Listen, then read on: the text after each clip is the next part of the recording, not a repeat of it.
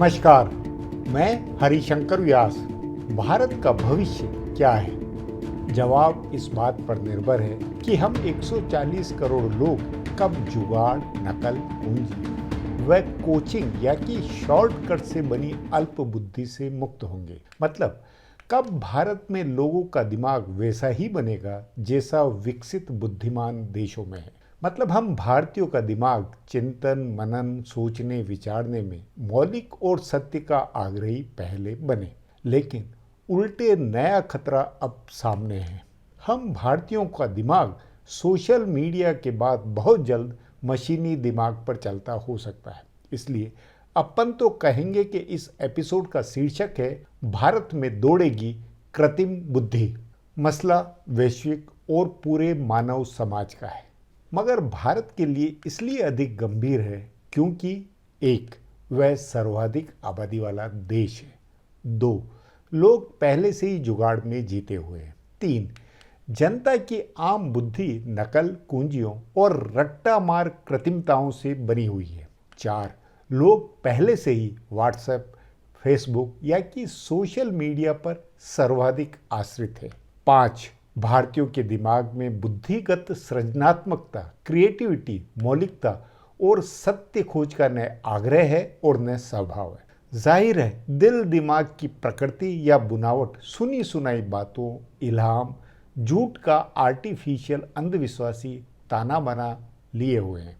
तभी मेरी यह बात नोट रखें कि 140 करोड़ भारतीय आने वाले वर्षों में मशीनी बुद्धि के सबसे बड़े उपयोक्ता तथा ग्राहक होंगे।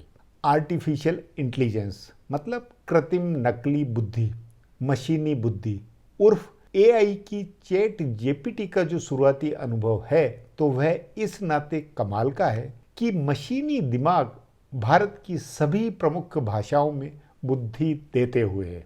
मशीन हर मसले व सवाल का हिंदी सहित 10 भाषाओं में जवाब देने में समर्थ है। सवाल है क्या अर्थ है इसका? तो जवाब है 140 करोड़ भारतीयों का फोन भविष्य में उन्हें दिमाग और बुद्धि भी देता हुआ होगा। जो भाषा आती है उसमें फोन के आगे बोलो या लिखो और फोन का दिमाग तुरंत काम करता हुआ।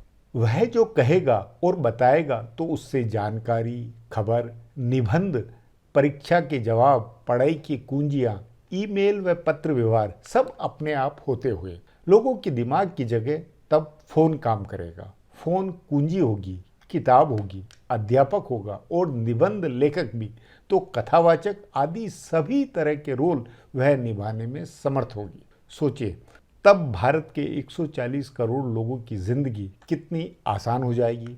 न पढ़ना लिखना जरूरी, न टीचर, ट्यूशन, कोचिंग जरूरी और न दिमाग को इस बात के लिए जोर देने की जरूरत कि क्या सत्य है और क्या झूठ। अगले 5-10 साल में हर भारतीय के हाथ में उसके जीवन की जरूरतों या आवश्यकता विशेष का दिमाग फोन का हिस्सा होगा। तभी जैसे सोशल मीडिया के मामले में भारत दुनिया का सबसे बड़ा बाजार, अमेरिकी विदेशी कंपनियों का सर्वाधिक कमाऊ पूत बना है, तो उसी अनुपात में या उससे भी अधिक मशीनी दिमाग का सुपर उपयोगिता भारत होगा। मेरी इस बात को भी नोट रखें कि आने वाले वक्त में विदेशी दिमागी मशीन भारत के एक एक व्यक्ति की जन्म पत्री भी लिए हुए होगी और वह हिंदुओं को ये बताती हुई हो सकती है कि उसके लिए आज का दिन शुभ है या खराब। आज लक्ष्मी जी उस पर धन वर्षा करेगी या शनि की कुदृष्टि होगी।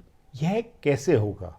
मशीनी दिमाग किस तरह ये काम करेगी? पहले नंबर का एक कारण है कि भारत की सरकारों ने नागरिकों के आधार कार्ड सहित लोगों के जीवन के इकट्ठे हुए जितने आंकड़े, डेटा संग्रह बनाए हैं वे अनजाने अनचाहे विदेशी कंपनियों और विदेशी जानकारों, विदेशी सरकारों की पहुंच में है।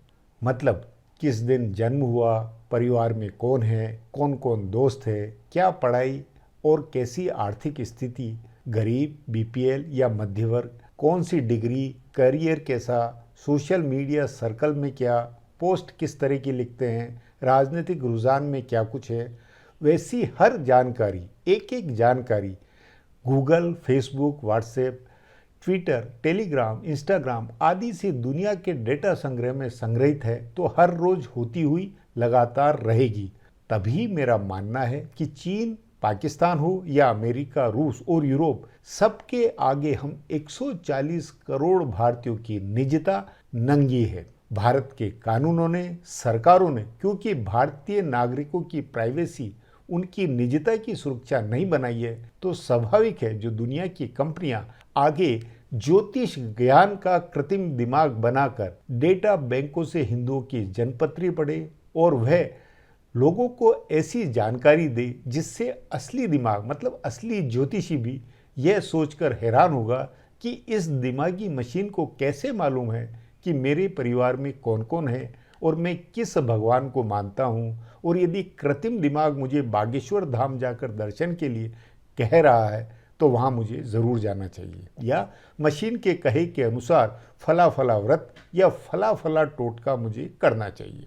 सचमुच अभी देसी व असली ज्योतिषी जन्म, समय, तिथि, स्थान आदि पर कुंडली बनाकर दिमाग खपाता है और फिर जीवन को बाँचता है। वही बाद में मशीनी दिमाग चुटकियों में व्यक्ति के सोशल मीडिया, गूगल डेटाबेस को खंगाल कर उसके जीवन की एक एक चीज बताते हुए ज्ञान देगा कि कष्टों के निवारण के लिए फला पूजा, फला टोटके और फला व्रत करो। हाँ, भारत के विशाल अशिक्षित अंधविश्वासी बाजार को वैश्विक कंपनियां अपने मशीनी दिमाग के अलग अलग एप्लीकेशनों से खूब दुहेगी। 21वीं सदी का ये सत्य नोट रखे कि भारत के लोगों, सभ्यता, संस्कृति और जरूरत की जानकारियों, आंकड़ों व डेटा की फसल से विदेशी कंपनियां भारतीयों को बुद्धि बेचने का धंधा दबाकर करेगी। भारत नकली बुद्धि पर जीने वाला नंबर 1 देश और बाजार होगा। भारत ने अपने इतिहास में एक के बाद एक हमलावरों की गुलामी झेली है। फिर ब्रिटेन और उसके समय कुछ इलाकों में अंग्रेज, फ्रेंच, पुर्तगीज का साझा उपनिवेश भारत था। मगर मौजूदा सदी में भारत कई वैश्विक कंपनियों, भले वे अमेरिका की हो या चीन, रूस आदि किसी भी देश की, उन सब का आर्थिक उपनिवेश होगा, जिसमें भारत की बुद्धि को गुलाम बनाकर वे लोगों का सामूहिक और वैयक्तिक शोषण करेंगे। एक सुधी व्यक्ति का यह कहना 100% सत्य है कि डेटा ही आगे औपनिवेशीकरण की अंतिम सीमा है। हाँ, इस सप्ताह ही मैंने हिंदी में चैट जीपीटी का उपयोग किया और अपना निष्कर्ष है कि वह भारत के औसत जीवन के लिए परफेक्ट है। इस मशीनी दिमाग की अप्रोच चित भी मेरी, पट भी मेरी और किसी भी सवाल पर मध्य मार्ग। उस नाते वैसा ही ये मामला है, वैसी ही ये मशीन है, वैसा ही ये मशीनी दिमाग है जैसे नकल, कुंजी, जुगाड़ की अपनी बुद्धि है। उस सब के यह अनुकूल है। इसका वास्तविकता और सत्य से कोई लेना देना नहीं। बिना क्रिटिकल थिंकिंग और मौलिकता के जुमलों से भरा एक सपाट जवाब। मशीनी जवाब में दिमाग की चेतना, संवेदनाओं और मानव बुद्धि की विचार मना तर्कशीलता की प्रतिध्वनि कतई महसूस नहीं होगी।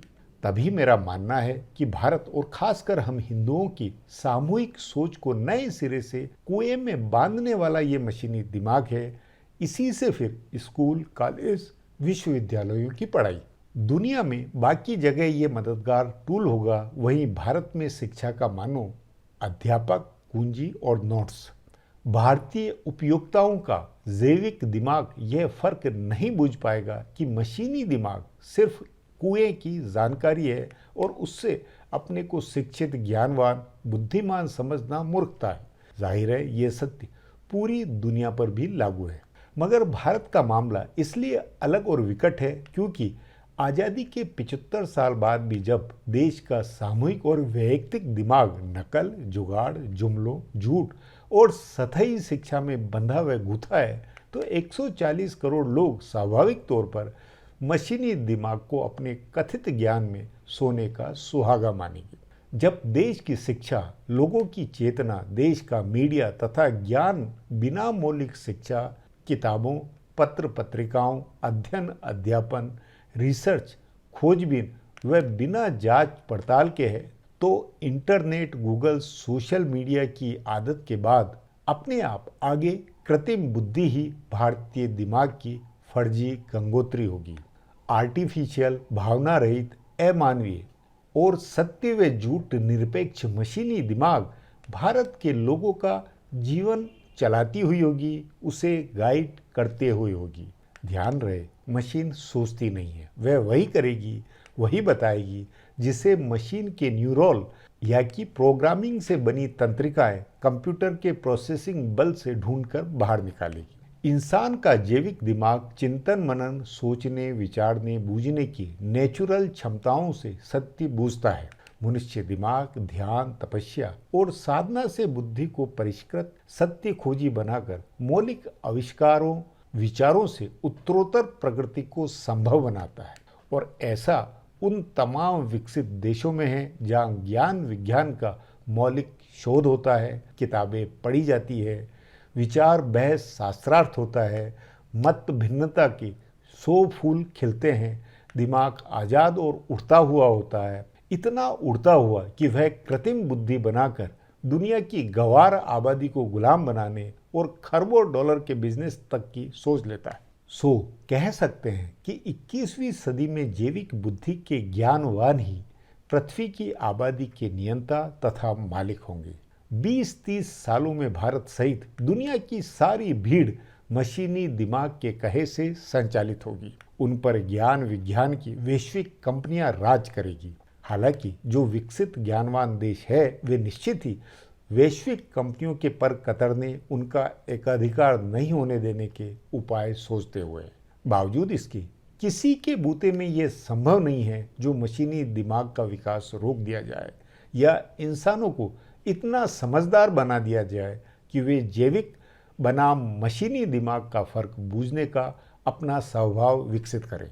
खुद की दिमागी बुद्धि में ही जीवन चलाने का उनका संकल्प बने और फिर खास तौर पर यह सोचे, यह क्या उस भारत में संभव है जो पहले से ही जुगाड़ू, कुंजी, नकल, कोचिंग और बिना शिक्षा व कंपटीशन के आरक्षणों पर आश्रित है और जहां सत्य, बुद्धि और काबिलियत से एलर्जी है।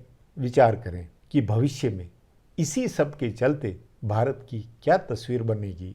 बहरहाल आज की बात अब यहीं समाप्त। बहुत बहुत धन्यवाद।